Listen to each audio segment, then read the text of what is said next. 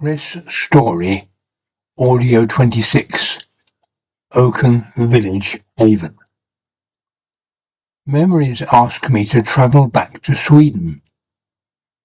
I was employed as Assistant Dean of Men at the Seventh-day Adventist boarding school, Ekebyholm, a castle-like mansion not far from the community of Rimbo, about an hour's drive north of the capital city, Stockholm.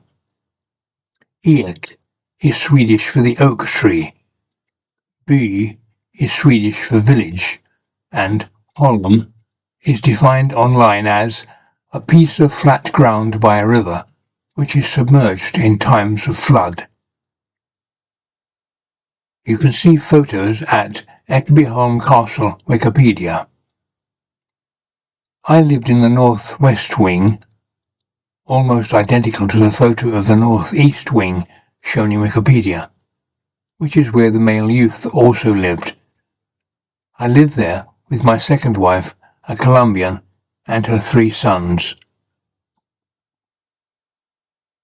I was privileged to be chosen for this position, and on the whole enjoyed my work, which was made much easier through the support of the head dean of men, Gunnar Karlsson, a warm-hearted, generous man. I was in place of Mum and Dad, Husfar, housefather. How well I performed in that role depends on who you speak to. The position carried with it a certain respect, which helped. I was to be available at all times, was to keep discipline among the young men. We had 2 house mothers, too, for the young women. I often gave worship talks, which I enjoyed immensely, took part in the sports, indoor floorball, helped organise outdoor games with help from the youth, the students' cleaning tasks each day, avoiding the cost of employing cleaners, and played piano in church worship and on a trip with the school choir to Finland. We also travelled to Riga, Latvia's capital, on 2 occasions. First to sing in the Adventist church, and then to deliver clean clothes for their Dolgas Society, a church charity for the poor. Once I purchased a Living Bible New Testament for each boarding student as a gift. In the winter, I would often ice skate on the frozen Lake Sillingen, which stretched from the school to Rimbo town, using metal skates screwed to the underside of slalom boots that held your ankles straight. Once, a well-meaning scout leader took me to another nearby lake, intending for me to fall through thin ice, which I did. I had handheld spikes to give me grip on the surrounding ice, and also a special rope to be thrown to someone nearby to help pull me out. He revealed his intention afterwards. It was to be a calculated accident. I wish he had forewarned me, but it certainly helped me respect the dangers of ice and water. My wife developed an interest in the Livets Ord, Word of Life Church in Uppsala.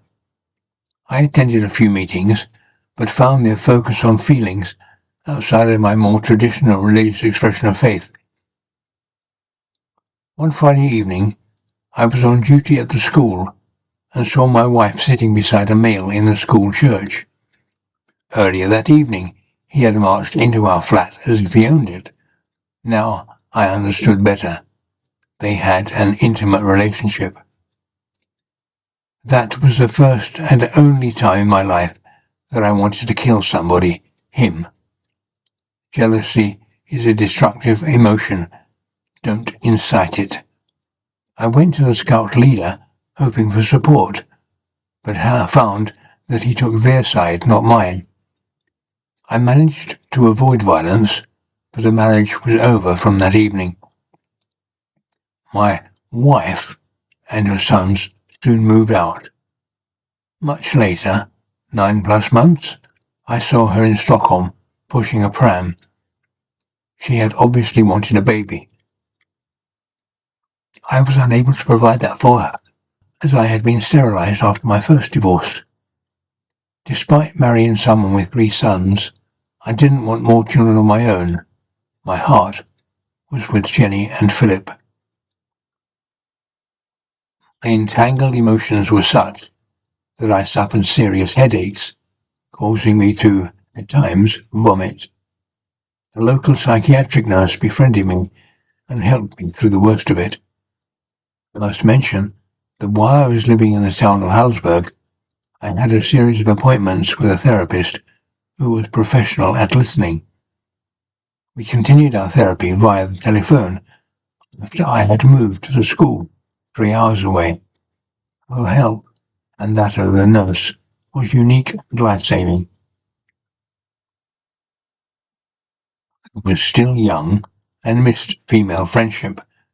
This was when I took my 2 children on holiday to Bulgaria, met Iskra, and fell in love. Iskra and I have been married for over 25 years now. Her companionship, now in my senior years, holds me together. Chronologically, we come to In the End, Chris Story, Audio 18. I've surely missed many details, but that's it for this upload.